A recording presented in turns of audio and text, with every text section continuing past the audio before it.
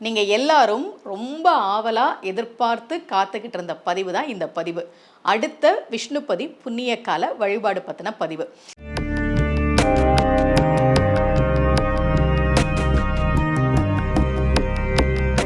ரகசிய உண்மைகள் சேனலை பார்த்து கொண்டிருக்கும் உங்கள் அனைவருக்கும் சுமதி ஸ்ரீயின் அன்பு வணக்கம். இந்த பகுதியில் நம்ம நிறைய பரிகார முறைகள், பரிகார தலங்கள், ஆன்மீக கேள்வி பதில்கள், ஆன்மீக சந்தேகங்கள், என்ன பிரச்சனைக்கு என்ன மாதிரி வழிபாடு பண்ணணும்னு தொடர்ந்து பார்த்துக்கிட்டு இருக்கோம். 2 வருஷத்துக்கு முன்னாடி நம்ம ரகசிய உண்மைகள் சேனலில் நான் விஷ்ணுபதி புண்ணிய கால வழிபாடு பற்றி பேசியிருந்தேன். அது நிறைய ஆன்மீக வாட்ஸ்அப் குரூப்பில் ஷேர் ஆச்சு, நிறைய சமூக வலைத்தளங்களில் ஷேர் ஆச்சு. நிறைய பேர் அந்த விஷ்ணுபதி புண்ணிய கால வழிபாடு தொடர்ந்து பண்ண ஆரம்பித்தாங்க. என்கிட்ட ஜாதகம் பார்க்க வரவங்க சொல்லுவாங்க, நான் சொற்பொழிவுக்காக போகிற இடங்களில் என்னை அடையாளம் கண்டு பேசுகிற நிறைய பேர் சொல்லுவாங்க, அம்மா நீங்கள் சொன்னதுக்கப்புறம் நாங்கள் விஷ்ணுபதி புண்ணிய கால வழிபாடு தொடர்ந்து பண்ணுறோம் அப்படின்னு. மலேசியாவில், சிங்கப்பூர்லலாம் தொடர்ந்து பண்ணுறாங்க. என் கூட கல்லூரியில் படித்த என்னுடைய தோழி, இங்கே சிங்கப்பூரில் உள்ளவங்களுக்கு ஒரு வாட்ஸ்அப் குரூப் இருக்குது நான் இருக்க பகுதியில், அதில் உன்னோட வீடியோ வந்தது, எல்லாரும் போய் வழிபாடு பண்ணாங்க, நானும் போனேன், எனக்கு ரொம்ப சந்தோஷமாக இருந்தது உன்னோட வீடியோ பார்த்தது அப்படின்னு சொல்லி என்னுடைய தோழி சொல்லியிருந்தாங்க.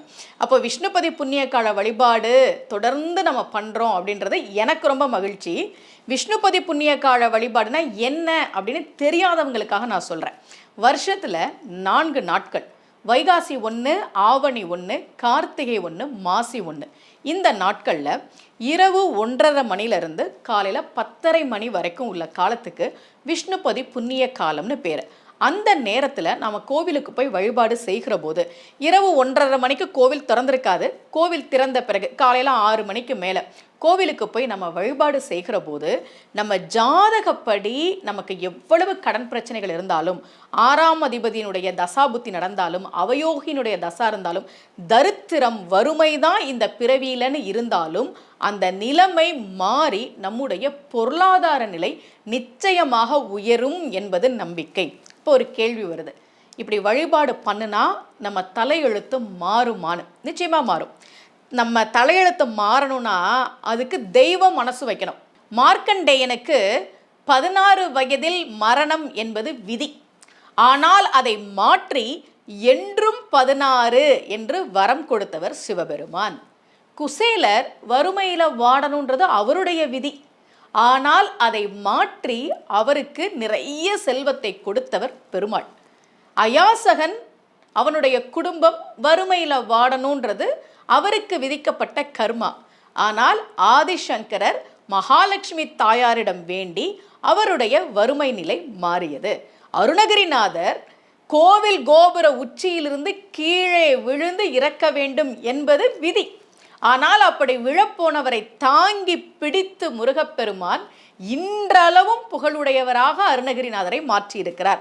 அப்போ நம்ம தலையெழுத்து எவ்வளவு மோசமாக இருந்தாலும், நமக்கு விதிக்கப்பட்ட கர்மா நமக்கு எவ்வளவு துன்பத்தை தரக்கூடியதாக இருந்தாலும், இறைவன் மனது வைத்தால் அந்த தலையெழுத்து, மோசமான தலையெழுத்து மாறும்.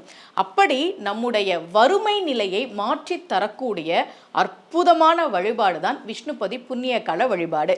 ஒரு வருடத்தில் வரக்கூடிய 4 விஷ்ணுபதி புண்ணிய கால வழிபாட்டையும் செய்கிற போது நிச்சயமாக நம்முடைய பொருளாதார நிலை உயரும், கடன் தீரும் என்பது நம்பிக்கை. அடுத்த விஷ்ணுபதி புண்ணிய காலம் வருகிற பிப்ரவரி 13ஆம் தேதி வருது. உங்கள் வீட்டுக்கு பக்கத்தில் இருக்கக்கூடிய பெருமாள் கோவிலுக்கு போங்க. காலையில் 6 மணிக்கு மேலே, ஏன்னா அப்போ தான் கோவில் திறப்பாங்க இல்லையா, கோவில் திறக்கிற நேரத்துக்கு போங்க. கையில் 27 பூ வச்சுக்கோங்க. அது என்ன நிறத்தில் இருந்தாலும் பரவாயில்ல. சில பேர் அம்மா இந்த நிறத்தில் தான் பூ இருக்கணும்னு சொல்கிறாங்க, அந்த நிறத்தில் பூ கிடைக்கலன்னா என்ன பண்ணுறது, இந்த மாதிரிலாம் வருத்தப்படுறாங்க. நமக்கு நம்முடைய வழிபாடு தான் முக்கியமே தவிர சின்ன சின்ன விஷயங்களுக்கு நம்ம இவ்வளோ முக்கியத்துவம் கொடுக்க தேவையில்லை. ஒரு 27 பூக்களை நீங்கள் கையில் எடுத்துக்கோங்க. கோவிலுக்கு போய் கொடிமரத்தோடு சேர்த்து கருவறையை முதல் சுற்று சுற்றிவாங்க. சுற்றி வந்த பிறகு கையில் இருக்கக்கூடிய ஒரு பூவை எடுத்து அந்த கொடிமரத்துக்கிட்ட வைங்க. அடுத்து 2வது சுற்று, 3வது சுற்று, இப்படி 27 சுற்றுகள் கொடிமரத்தோடு சேர்த்து கருவறையை சுற்றி வலம் வர வேண்டும். இப்படி வலம் வருகிற போது உங்களுக்கு தெரிந்த பெருமாளினுடைய நாமங்கள், விஷ்ணு சகஸ்ர நாமத்தில் நிறைய நாமங்கள் இருக்கு, உங்களுக்கு தெரிந்த பாசுரங்கள், இதெல்லாம் சொல்லி வழிபாடு பண்ணுங்க. ஒவ்வொரு வேண்டுதலுக்கும் நான் இப்போ ஒரு ஸ்லோகம் சொல்கிறேன். இப்போ நீங்கள் எனக்கு நிறைய செல்வம் சேரணும், எனக்கு தொழில் விருத்தி ஆகணும், தொழிலில் லாபம் கிடைக்கணும் அப்படின்னா ஏற்கனவே நான் உங்களுக்கு சொல்லி கொடுத்துருக்கேன். ஸ்ரீத ஸ்ரீச சீனிவாச ஸ்ரீநிதி ஸ்ரீ விபாவன ஸ்ரீதர ஸ்ரேகர ஸ்ரேய ஸ்ரீமான் லோகத்ரயாச்ரய. இதை சொல்லிக்கிட்டே நீங்கள் வலம் வரலாம். அல்லது நான் எப்படி இதை பார்த்துக்கிட்டே சொல்கிறதுனா, நீங்கள் 27 சுற்றுகள் சுற்றி வலம் வந்த பிறகு பெருமாளை தரிசனம் பண்ணிட்டு கோவிலில் உட்காந்து இதை சொல்லுங்கள். நீங்கள் பார்த்து படிக்கலாம். அதே மாதிரி ஒரு காரிய தடை வந்துக்கிட்டே இருக்குது, திருமணம் பக்கத்தில் வருது ஆனால் கைக்கூடி வரமாட்டேங்குது, ஒரு தடை வந்துடுது, எனக்கு ஒரு ப்ரமோஷன் வரணும், அதை நிறுத்தி வச்சுட்டாங்க, வீடு கட்ட ஆரம்பிக்கணும்னு நினைக்கிறோம், அதில் ஒரு தடை வந்துக்கிட்டு இருக்கு. இப்படி ஏதாவது ஒரு விஷயத்தில் இருக்கக்கூடிய தடைகள் நீங்கணும்னா ஓம் அனிருத்த நமக இந்த நாமத்தை சொல்லி பெருமாளை வழிபாடு பண்ணுங்க. இதுவே உடம்புல ரொம்ப நோய் இருக்குமா, எப்போ அந்த நோய் தீரும்னு தெரியல, இந்த மாதிரி வருத்தப்படுறவங்க, ஏன்னா ஆரோக்கியம்ன்றதும் மிகப்பெரிய செல்வம் இல்லையா, செல்வம்ன்றது பணம் மட்டுமே கிடையாது, ஆரோக்கியம் மிகப்பெரிய செல்வம். உடம்புல நோய் இருக்கு, எங்களுக்கு பணத்துக்கெல்லாம் ஒன்றும் குறைச்சல் இல்லை, ஆனால் இந்த நோய் எப்போ தீரும்னு தெரியல அப்படின்னா அவர்கள் ஓம் அச்சுதாய நமக, ஓம் அனந்தாய நமக, ஓம் கோவிந்தாய நமக என்கிற நாமத்தை சொல்லி வழிபாடு செய்யுங்கள்.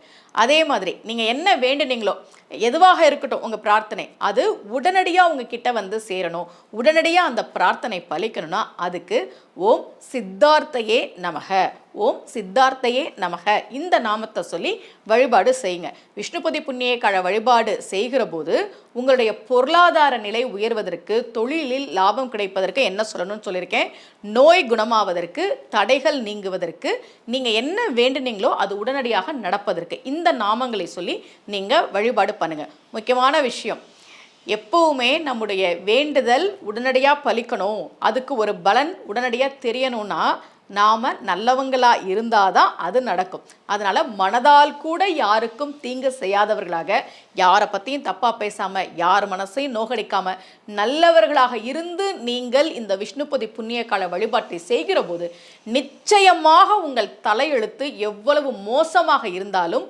அதை இறைவன் மாற்றித் தருவார். நம்பிக்கையோடு இந்த வழிபாடு பண்ணுங்க, நல்ல பலன்கள் கிடைக்கும்.